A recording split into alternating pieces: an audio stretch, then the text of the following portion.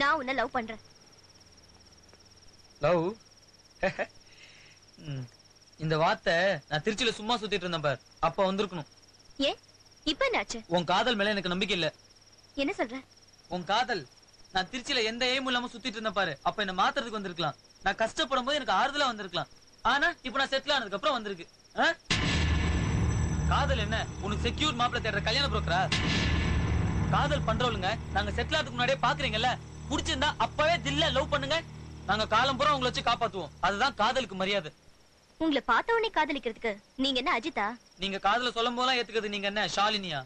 இல்லடா, ஆனா என் காதல் உண்மையானது. நீ என்ன, என் அப்பாவை, என் குடும்பத்தை எப்படி பேசிருந்தாலும் நானும் பதிலுக்கு பேசிருப்பேனே தவிர நீ வேணான்னு கட் பண்ணதே இல்ல, தெரியுமா? நீ இன்னொரு பொண்ணு கூட பழகுனத, அழகா ஆடினத ரசிக்க கூட முடியாம அவஸ்தைப்பட்ட. நடு ரோட்ல முடிய புடிச்சு சண்டை போட்டு என்ன நானே கேவலப்படுத்தி அசிங்கப்படுத்திக்கிட்டேன். வெறும் செவுத்துக்கு எதிரில தனியா நின்னு ஒரு பைத்தியக்காரி மாதிரி பேசியிருக்கேன்.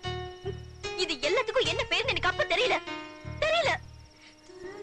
எல்லாத்துக்கும் மேல இப்போ நைட் நடு ரோட்ல நைட் 11:30 மணிக்கு உங்களை கெஞ்சிட்டு இருக்கேன். இந்த எல்லா கர்மத்துக்கு பேரும் காதல் தான். நான் உன்கிட்ட நடந்துக்கிறதுக்கு பேரும் காதல் தான்.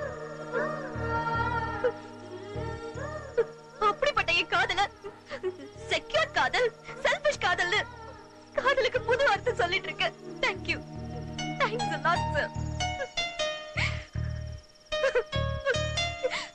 இனி நீயே வந்து கேட்டாலும் கெஞ்சினாலும் நான் உனக்கு கிடைக்க மாட்டேன். எப்ப கிடைக்க மாட்டேன். ஓ கிடைக்காத, நீ கிடைக்கலன்னு யார் அழுதா?